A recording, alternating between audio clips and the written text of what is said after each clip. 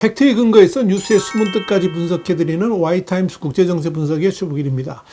러시아의 침공으로 3년째 전쟁을 치르고 있는 우크라이나가 전쟁 와중에도 군수산업을 집중적으로 키우면서 유럽 사회를 놀라게 하고 있습니다. 사실 전쟁 초기만 하더라도 변변한 무기조차 없어가지고 이 서구의 무기에 전적으로 의존했지만 이제는 최전선에서 사용하는 무기의 40% 이상을 국내에서 조달하고 있을 정도이고, 우크라이나 정부에서도 이 방위 산업을 전후 경제 성장을 위해 전략적으로 육성하려는 움직임도 보이고 있어서 후일이 특히 기대됩니다. 와이타임스가 이 문제를 짚어봤습니다. 지금 시작합니다.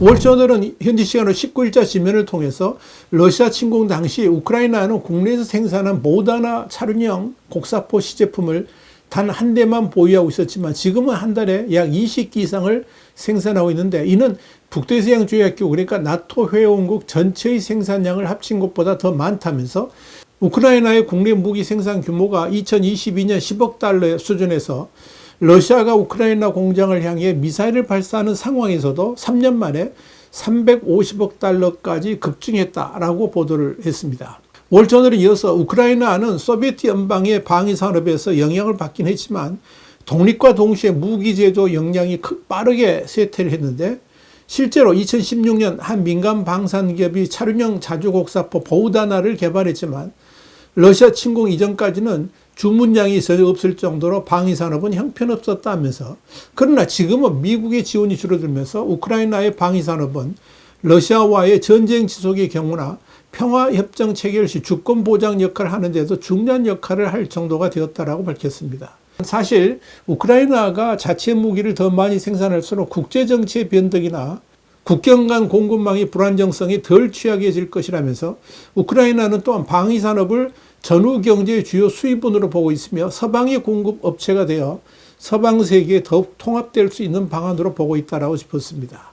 여기에 대해서 볼로디미르 젤렌스키 대통령은 우크라이나는 강력한 국가를 갖기 위해 항상 강력한 무기가 필요할 것이라면서 러시아와 최전선에 사용되는 무기의 40% 이상이 현재 우크라이나에서 생산되고 있다고 밝혔습니다. 월저널 이와 관련해서 실제로 드론, 무인 지상 시스템, 전자전 등 일부 분야에서는 이 수치가 거의 100%에 달한다면서 우크라이나 제조업체들도 포병 시스템, 장갑차, 지뢰, 모든 구경의 탄약 등 전통적인 무기를 점점 더 많이 생산하고 있다고 짚었습니다. 우크라이나의 무기 생산과 관련해 젤렌스키 대통령의 고문이자 전 전략산업부 장관인 올렉산드르 카미시는 올해 정부가 구매할 수 있는 양은 군수업체 생산량의 절반에도 미치지 못할 것이라면서 생산은 할 수 있는데 조달 자금을 마련할 수 없을 때는 정말 고통스럽다라고 말했습니다. 이런 상황을 타개하기 위해서 일부 유럽의 정부들은 소위 덴마크 모델에 따라서 우크라이나 방산업체에 자금을 지원하고 있긴 합니다. 이 모델은 키우 정부의 서방의 무기를 지원하는 대신에 우크라이나 방산업체가 무기를 생산할 수 있도록 자금을 지원하는 방식입니다.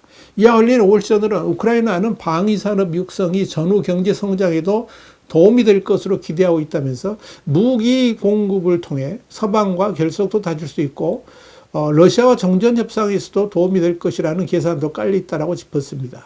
여기에 대해서 롬리 미국 외교정책연구소 선임 연구원은 서방에서는 IT 인력 확보를 위한 경쟁이 치열하지만 우크라이나에서 최고 인재들은 대부분 국방 분야로 진출한다고 말했습니다. 그만큼 우크라이나에 있어서 방위산업은 국가의 근간을 이루는데 중요한 역할을 하고 있다는 의미입니다. 또 그럴 수밖에 없는 것이 미국이 무기 지원을 줄이면서 우크라이나는 자체 무기 생산을 늘려야 하는 그런 처지이기 때문이기도 합니다.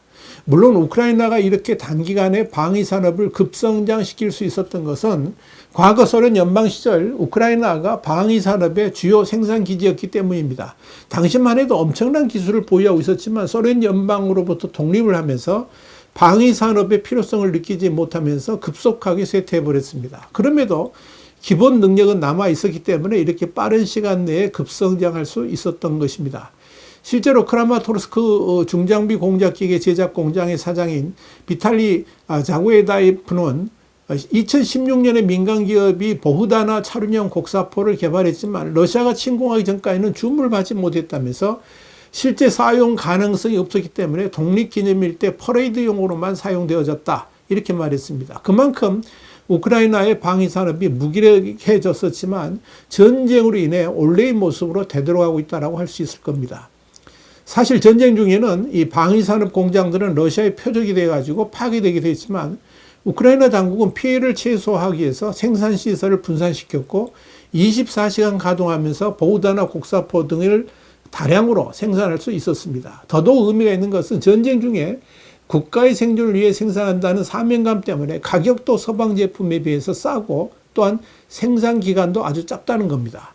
월저널은 실제로 스웨덴제 아처나 독일제 판처 200 곡사포는 더욱 정교한 전자장비를 갖추고 있지만 생산기간이 더 길고 가격도 훨씬 비싸다면서 자주 보인 보우다나는 대당 280만 유로, 그러니까 한 44억 원 정도 되는 반면에 아처는 876만 유로, 시저는 약 400만 유로나 된다라고 짚었습니다. 월저널은 보우다나는 수리와 유지 보수도 20시간 안에 다 될 정도로 빠르다면서 아예 각 기동 여단에는 유지 보수팀이 대기하고 있다고 밝혔습니다. 월저널은 그러면서 이 보우다나는 포신부터 주요 부품들이 모두 우크라이나 내에서 자체 생산되고 있다면서 이젠 운반용 차대까지 직접 개발하고 있다고 설명했습니다.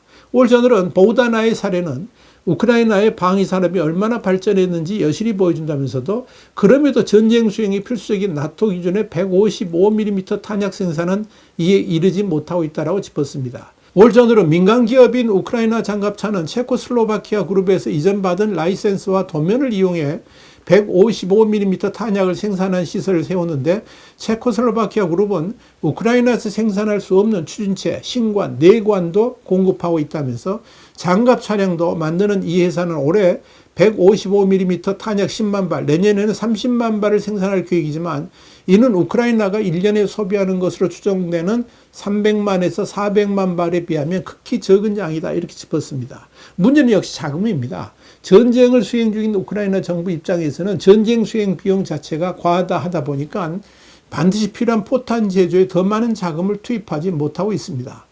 이런 차원에서 월저널은 우크라이나가 아직 자력으로 러시아군과 온전히 맞서기는 역부족이라면서 무기 생산량을 아무리 늘렸다고 해도 러시아에 맞서는데 충분한 수준은 아니며 미사일을 막는 데 필요한 방공 요격기 생산 능력도 아직은 없다라고 지적을 했습니다. 눈여겨볼 점은 러시아의 침공으로 시작된 우크라이나 전쟁이 그전에는 사용된 적이 없었던 다양한 무기들의 시험장이 되고 있다는 점입니다. 그리고 특히 나토 국가들은 이런 테스트를 통해서 신무기 개발이나 무기 생산 기술의 업그레이드를 하는데 큰 도움을 받고 있습니다.